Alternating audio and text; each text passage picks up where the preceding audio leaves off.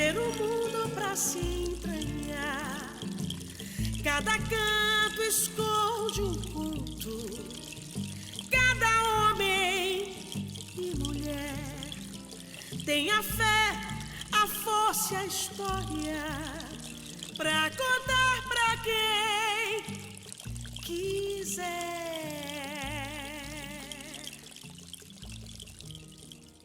O monitoramento participativo da biodiversidade, ele partiu de uma demanda local. Essa foi a grande motivação.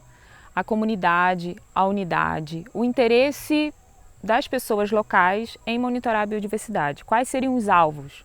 Então toda essa discussão permeou o desenho do monitoramento participativo da biodiversidade. E a partir de várias reuniões, oficinas com esses atores locais, foram construídos os protocolos de monitoramento participativos locais, sempre ligado a um instrumento de gestão e uma questão da unidade de conservação em suas comunidades. São 5 etapas que a gente realiza. Então, a primeira etapa é o envolvimento das comunidades, dos moradores locais e das instituições que atuam na unidade de conservação. A segunda etapa é a construção do monitoramento. A gente vai identificar os alvos de biodiversidade, né, o que vai ser monitorado. E um pesquisador especialista faz o desenho desse protocolo, que a gente chama de monitoramento. O terceiro passo, os moradores são convidados para participar do curso, para que eles se tornem monitores da biodiversidade. Quarta etapa é a coleta de dados, quando os monitores vão a campo, obter as informações que a gente precisa. E a quinta etapa é a devolutiva desses resultados para as comunidades, quando a gente vai lá e conta para eles o que a gente já encontrou de resultado.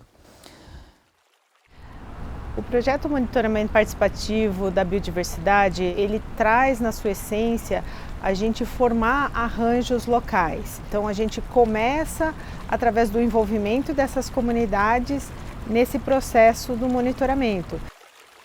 O IP começa há 30 anos atrás para salvar uma espécie que naquela época era uma das 10 espécies mais ameaçadas do mundo. E eu achava nesse momento que se eu soubesse tudo sobre a biologia, a ecologia dessa espécie, eu era capaz de salvá-la. Em pouco tempo no campo eu descobri que no entorno dessa espécie tinha gente vivendo, tinham comunidades que existiam. Então um projeto de monitoramento, por exemplo, da biodiversidade tem que ser feito com o apoio e com o trabalho junto com a comunidade. E tem que ter pesquisa também envolvida. Pesquisa cidadã, pesquisa feita junto com a comunidade. O importante é a gente trazer o conhecimento tradicional, que é o conhecimento local das pessoas que vivem na Amazônia, com o conhecimento de pesquisa, de pesquisadores, de técnicos e principalmente promover essa troca desses dois conhecimentos e construir um conhecimento coletivo para a conservação da biodiversidade. Até porque sem participação social não existe conservação. A partir de todo esse alinhamento, gestor, comunidade, equipe responsável pela implantação do monitoramento, a gente começou um processo de desenhar o monitoramento em si. O que vai ser monitorado, como vai ser, quais as ferramentas, quem a gente envolve, onde ele acontece, tudo isso construído com todos os atores locais. O IP realiza o projeto de monitoramento participativo da biodiversidade em 8 unidades de conservação. São 3 no estado do Amazonas, o Parque Nacional do Jaú, a Reserva Extrativista do Rio Nini e a Reserva Biológica do Atumã. E no Pará, na Reserva Extrativista Tapajós-Arapiuns. E os parques nacionais das montanhas do Tumucumaque e do Cabo Orange, no Amapá. A Flona do Jamari, em Rondônia. No Acre, a gente trabalha na Reserva Extrativista Casumba-Iracema. O programa de monitoramento do ICMBio, ele foi desenvolvido pelo ICMBio para ser aplicado em todas as unidades de conservação, independente da categoria. O Instituto Chico Mendes faz a gestão de unidades de conservação federais. Aproximadamente 10% dessas unidades já iniciaram a implementação do programa de monitoramento da biodiversidade, sendo a maioria na Amazônia. Então, na Amazônia, nós temos aproximadamente 28 unidades de conservação já com a amostragem, já com coleta de dados. O primeiro deles foi o protocolo terrestre, com mamíferos e aves de médio e grande porte, borboletas frugívoras e espécies arbóreas. Esse é o protocolo global, usado pelo ICMBio.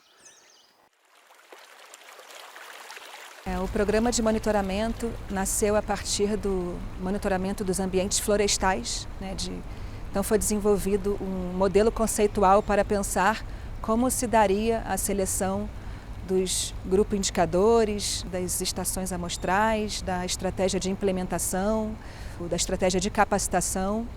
Então, tudo que foi desenhado para o componente florestal serviu como modelo, como um foco de luz para iluminar os outros componentes que integram o programa. Então, o objetivo do monitoramento é sabermos com o que a gente está lidando em termos de ecossistemas naturais. O monitoramento participativo da biodiversidade ele é uma excelente oportunidade para as comunidades de se aproximarem da ideia da gestão e da implantação de um parque nacional. E aí a gente sai todo dia de manhã para fazer um monitoramento, anda numa trilha de 5 km, nota as espécies, o nome, o horário. Aí a gente tem que medir de quanto está da trilha, que é o ponto zero, para dentro da mata, que tem onde a gente vê o bicho. Borboleta, ela faz parte do programa de monitoramento porque é um indicador biológico muito bom. O que a gente faz todo dia na revisão da armadilha, a gente chega, vê se tem alguma borboleta aqui pousada na base. Se não tem, a gente fecha a armadilha para elas não fugirem. Aí pega o bicho, manipula, marca ele, anota na planilha de campo e solta o bicho. E a cada ano que a gente vai coletando, e quanto mais a gente tiver dados, a gente vai poder ter a informação sobre como é que está o estado de conservação daqui do Tumucumaque e também das outras unidades que estão passando pelo monitoramento. O projeto do Programa de Monitoramento do IP, ele buscou uma parceria com o ICMBio para desenvolver um protocolo específico para cada unidade de conservação. E cada unidade de conservação tem uma realidade diferente, tem a sua peculiaridade. Foi feito todo um trabalho junto às comunidades para identificar e saber qual seria o interesse deles em monitorar qual item da biodiversidade. E essa identificação foi muito voltada para perguntas que são importantes tanto para a gestão, por parte do ICMBio, como para a qualidade de vida das pessoas que moram nas comunidades. Esses protocolos, eles são o de monitoramento de quelônios aquáticos, o de monitoramento do desembarque pesqueiro do tucunaré, o monitoramento da produção da castanha, o monitoramento da caça de subsistência e, por fim, o monitoramento de mamíferos e aves em área de concessão florestal, que é o caso da Flona Jamari.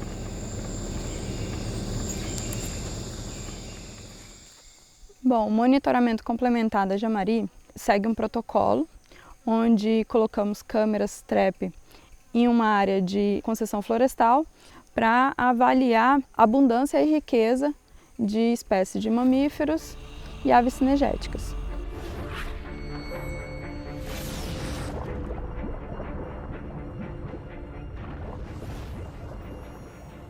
Quando a gente traz esses monitores, a gente não quer apenas pessoas que são coletores de dados do monitoramento.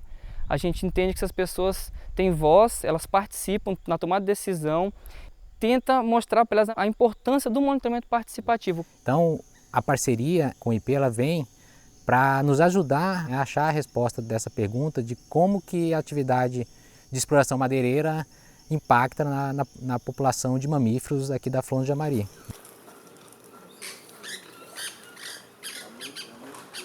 Quando o ICMBio começou com a proposta de se fazer o monitoramento da biodiversidade in situ, nós abraçamos a causa como um todo, todos os protocolos que conseguimos desenvolver. Ao mesmo tempo, o ICMBio tinha esse processo de fazer com que se monitorassem alguns aspectos locais da biodiversidade. E nós optamos aqui pelo desembarque pesqueiro. Acho que uma coisa legal que o monitoramento ele tem trazido é a questão de mostrar para os pescadores quem eles são, quantos eles são, o que eles produzem. A gente já tem observado um aumento no comprimento médio dos peixes. Então isso leva a gente a acreditar que essas regras de ordenamento da pesca, elas contribuem para a conservação do estoque pesqueiro. Porque a gente não sabia quantos quilos de peixe saía, a gente não sabia quantos quilos de peixe, por exemplo, a gente pegava por ano. Porque só era pegando, pesava e vai embora, pronto, a gente não sabe. E ali não, a gente tem o controle, a gente sabe quanto a gente pega, a gente sabe quanto, o tamanho do peixe que a gente pegamos, a gente, então tudo a gente está podendo tudo, a gente está sabendo. O monitoramento da biodiversidade, ele acontece nos rios Jaú e no rio Nini, dentro do Parque Nacional do Jaú. É um parque gigantesco, tem 2.272.000 hectares. Em termos comparativos, isso é o tamanho da Bélgica ou o tamanho do estado de Sergipe. O parque foi criado para proteger a bacia do rio Jaú. E o rio Jaú está bem no coração do parque. Essa parte de monitoramento dos quelônios aquáticos, que acontece todo ano, desde o princípio da desova dos quelônios até o nascimento dos filhotes, acontece em ambos os rios. Então, são 2 rios, o rio Jaú e o rio Nini. A gente vem uma vez ao ano, principalmente na vazante, para capturar esses indivíduos. A gente faz a captura, marca eles e para posterior recaptura. Meu nome é Rosivaldo da Silva Fragoso, morador daqui de Itapira. Trabalho no monitoramento de quelônio. Tem meus colegas também que trabalham junto. Às 6 horas da manhã a gente vai dar uma olhada na praia, né? Aí se desovou, a gente vai fazer o trabalho. Marcar tudinho, as coisas. Vamos ver a profundidade da cova e a distância da água. Assim, de uns 30, 40 dias, a gente vai estar sabendo quando é que vai estar saindo os filhotes. Eu vou dar o exemplo da Resex Tapajós Arapiuns, no Pará. Nessa UC é monitorado a caça. Então lá, os monitores eles vão de casa em casa entrevistar os comunitários para ajudar a entender essa questão local, essa questão das comunidades, da gestão, de como é que está o estoque das espécies caçadas lá na floresta. Então, a pessoa foi caçar, ela marca o dia que foi, o horário que saiu, o horário que voltou, qual foi o animal abatido, se foi macho, se foi fêmea. Essas informações a gente está colocando no banco de dados para a gente saber o que está sendo consumido na unidade.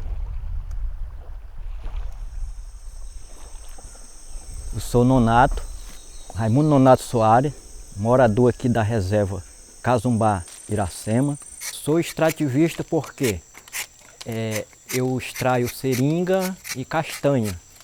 A seringa a gente começa em abril e vai até novembro.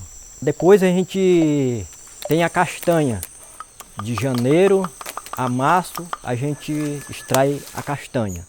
Estou fazendo um trabalho aqui de monitoramento da castanha, saber a grossura da castanheira, quanto ela tem de altura, como é que ela está, a copa dela, se está perfeita, se não está. É importante, né, que a gente integre as iniciativas de monitoramento que ocorrem nas unidades de conservação. Então o programa ele precisa ser simples, os protocolos básicos eles podem ser realizados por qualquer pessoa treinada, de baixo custo, né, operacional e financeiro. O programa de monitoramento visa trazer informações sobre a qualidade do nosso sistema de áreas protegidas. É uma proporção muito grande do território, o que significa que a gente precisa mostrar para a população, para a sociedade brasileira, qual é a efetividade desse investimento em áreas protegidas, assim como trazer informações para a gestão, para o manejo dessas áreas. É impossível pensar a gestão ambiental, especialmente no Brasil, com essa dimensão imensa, com essa diversidade incrível de situações, sem uma rede de parcerias e sem o envolvimento da sociedade nas várias instâncias. É o que dá significado, é o que dá força, o que dá estrutura e dá longevidade a uma estratégia como essa.